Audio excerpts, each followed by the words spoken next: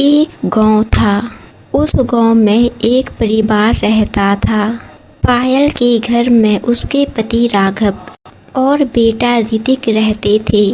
पायल और राघव का इकलौता बेटा ऋतिक, जिसे बड़े ही नाजों से पाला, एक स्कूल में मामूली टीचर की नौकरी में होने के बाद भी राघव ने बेटे की हर जिद और इच्छा को पूरा किया। जब ऋतिक छोटा था तो माँ का पल्लू थामे इधर उधर घूमता।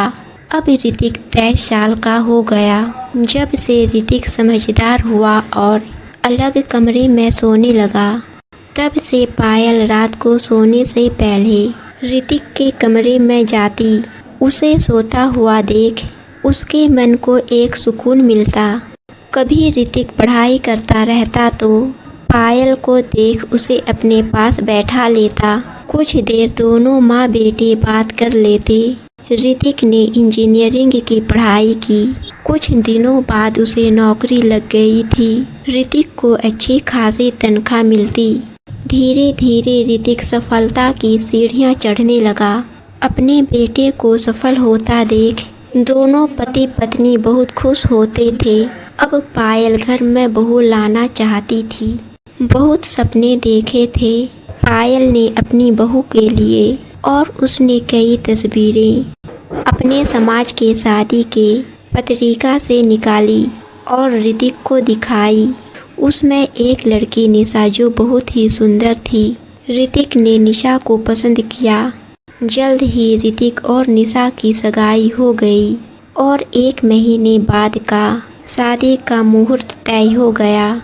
ऋतिक और निशा का बातें करने का सिलसिला शुरू हो गया। धीरे धीरे ऋतिक निशा के प्रेम में डूबने लगा था। अब जिस दिन ऑफिस में छुट्टी रहता, ऋतिक निशा के साथ पार्क घूमने चला जाता, रेस्टोरेंट में कॉफ़ी पीता। रात को भी ऑफिस से आने के बाद खाना खाने के बाद अपने कमरे में चला जाता। अपने माता पिता के साथ बैठता ही नहीं। सुबह भी निशा के फ़ोन से ही शुरू होती। पायल को यह सब अच्छा नहीं लगता, क्योंकि उसका बेटा जो मामा करता नहीं थकता था, वो शादी के पहले ही निशा के गुणगान करने लगा था। एक दिन रात को सोने से पहले पायल ऋतिक के कमरे में गई। ऋतिक निशा से फ़ोन पर बातें कर रहा था।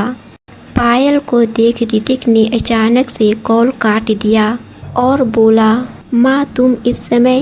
पायल ने कहा, हाँ मैं देखने आई थी, तू सो गया या नहीं। उधर अचानक से कॉल कट हो जाने से निशा परेशान हो गई और ऋतिक को कॉल करने लगी। ऋतिक ने गुस्से में माँ से कहा, माँ इस तरह रात को मेरे कमरे में मत आया करो। अब मैं बच्चा नहीं रहा, बड़ा हो गया हूँ, मेरी भी कोई प्राइवेसी है। पायल को ये शब्द बहुत ही बुरे लगे। वो चुपचाप अपने कमरे में चली गई। उसकी आंखें नम थी। अपने साड़ी के पल्लू से आंख पोंछने लगी तो ये देख राघव ने पूछा, क्या हुआ? पायल ने सारी बात राघव को बता दी। ये सुन राघव ने कहा, तुम भी ना? अरे भूल गई क्या अपनी जवानी के दिन? किस तरह हम छुप छुप कर बातें करते थे, फिल्म देखने जाते थे, शादी के पहले एक दूसरे के साथ समय बिताते थे। अब तुम्हारे बेटे की सगाई हो गई है। उसे नौकरी के साथ साथ निशा को हमें सबको समय देना होता है, इसलिए कह दिया होगा उसने ऐसा। उसकी भी अब प्राइवेसी है, समझी ना? पायल ने हाँ में सर हिलाया। समय बीता। निशा शादी कर घर आ गई। कुछ दिनों के बाद ऋतिक ऑफिस से आया और उसने बताया कि उसे ऑफिस की तरफ से कनाडा जाने का मौका दिया जा रहा है। यह सुन सब बहुत खुश हुए, पर पायल खुशी नहीं हुई। ऋतिक और निशा कनाडा चले गए। पहले रोज निशा कॉल कर लेती थी। ऋतिक भी अपने माँ बाबूजी से बात कर लेता, पर सिर्फ सप्ताह में एक बार कॉल करने लगे। और धीरे धीरे महीने में एक बार यदि पायल कॉल करती तो ऋतिक कह देता व्यस्त हूँ, पर फिर भी अपने मन को मार कर पायल रोज दिन में एक बार कॉल कर ही लेती थी। पायल उदास से रहने लगी। जिस बेटे को प्यार से पाला पोसा उसने उन्हें दूध में से मक्खी के जैसे निकाल फेंका। पर राघव उसे समझाता कि आजकल का जमाना है ही ऐसा। पर पायल राघव की बात को नज़रअंदाज कर मन ही मन दुखी रहती। ऋतिक और निशा को कनाडा गए 3 साल होने को आ गए थे, पर वो एक बार भी घर नहीं आए। 3 साल से घर में कोई पकवान तक ना बना। राघव कभी कहता कि आलू के पराठे बना लो तो पायल चिढ़कर कहती, यहाँ बेटा हाथ से चला गया और तुम्हें आलू के पराठे खाने हैं। वो था यहाँ तो घर जैसा लगता था, अब तो जीवन वीरान सा हो गया है। बेचारे राघव कुछ कह नहीं पाते। बाजार से जाकर जो मन करता खाने को ले आते, पर बाजारों के पकवानों में वो स्वाद कहाँ जो पत्नी के हाथों में। राघव के रिटायरमेंट का दिन करीब आ गया था। पायल ने ऋतिक को कॉल कर कहा, बेटा कल तेरे पापा का रिटायरमेंट दिवस है। उसके उपलक्ष्य में उनका सम्मान समारोह रखा गया है, इसलिए तू वीडियो कॉल कर लेना, तेरे पापा को अच्छा लगेगा। ऋतिक ने कहा, ठीक है माँ। सम्मान समारोह के दिन बड़े ही अच्छे से राघव का स्वागत हुआ। पूरे स्टाफ ने राघव की तारीफ की। पायल बार बार फ़ोन देख रही थी कि ऋतिक और निशा कॉल करेंगे। सम्मान समारोह खत्म हो गया, पर बेटे बहू का कॉल नहीं आया। पायल ने राघव से पूछा, देखो जरा आपके मोबाइल पर ऋतिक का मिस कॉल हो। राघव ने कहा, कोई मिस कॉल नहीं है, तुम झूठी उम्मीद करना छोड़ दो। देखो पायल, मैं तुम्हें कब से समझा रहा हूँ, तुम बेटे बहू से आस लगाए बैठी हो और अपना दिल दुखाए जा रही हो। मन ही मन दुखी होना छोड़ दो। वो वहाँ तुम्हारे बारे में सोचते होंगे क्या? नहीं ना, वे तो वहाँ खुश होंगे। तो तुम यहाँ क्यों अपना जीवन बर्बाद किए जा रही हो? बेटे बहू के चक्कर में अपनी जान सुखाई जा रही हो।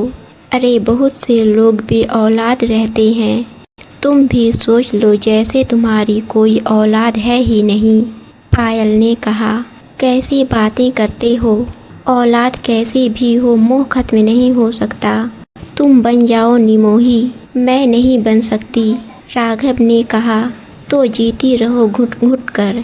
बेटे बहू के चक्कर में ऐसा ना हो अपने पति के प्रेम को भी खो दो।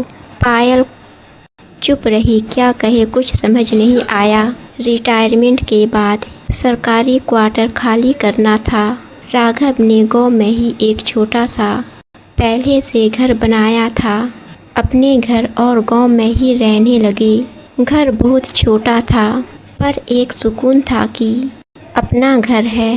धीरे धीरे पायल की आस पड़ोस की औरतों से पहचान हो गई। सामने एक बड़ा सा गार्डन था, जहाँ बहुत से राघव और पायल के हम उम्र लोग वॉक पर आते। धीरे धीरे अच्छे दोस्त बन गए थे। पायल ने भी सहेलियाँ बना ली।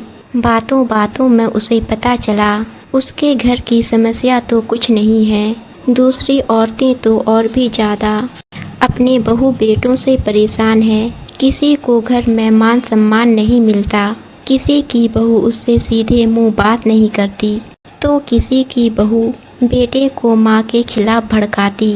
बेचारी कोई दवा और इलाज को तरसती। सबकी पीड़ा सुन सोचने लगी, इससे तो बेटे बहू दूर ही भले, कम से कम मेरे पास अच्छा पति है, मुझे किसी का मुंह नहीं देखना पड़ता, कोई रोज की किचकिच नहीं है। जब हाथ पाँव नहीं चलेंगे तो काम वाली रख लूँगी। सच कहते हैं राघव वे वहाँ खुश हैं, तो मैं क्यों अपना दिल दुखाऊं? क्यों सोच सोच कर मन ही मन दुखी हूँ। मैं अपने घर की मालकिन हूँ, आराम से जियो पति के साथ। बहुत समय के बाद माँ पायल के मन में शांति थी और चेहरे पर खुशी। घर आकर हाथ मुंह धोकर पायल रसोई में पनीर की कचौरी और अंडे का हलवा बनाने लग गई। रसोई से खाने की महक आई तो राघव रसोई में गए। पायल ने राघव से कहा, आज सब आपकी पसंद का बन रहा है। राघव हैरान थे पर खुश थे कि पायल में बदलाव आया। उसके बाद पायल ने ऋतिक और निशा को कॉल तक नहीं किया। जब कोई इंसान किसी की कद्र और फिक्र करना छोड़ देता है तब उसे उसकी अहमियत पता चलती है। एक हफ्ते बाद ऋतिक ने कॉल किया।